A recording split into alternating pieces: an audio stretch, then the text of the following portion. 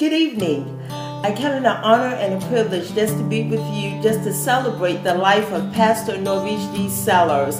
I just thank God for you, Pastor Sellers, just for being a big inspiration in my life.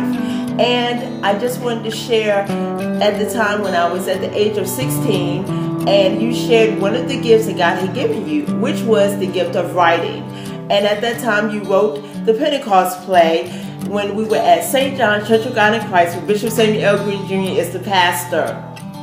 And anybody that knows Pastor Sellers, it doesn't matter what's going on or who's saying anything.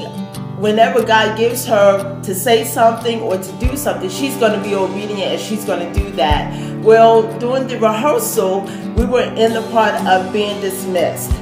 But there was a shift where God took control. And at that time, I was just being very hungry and thirsty for the gift of the Holy Ghost. And before I knew it, the microphone dropped and Pastor Sellers was laying her hands on me to ask God to give me the gift of the Holy Ghost.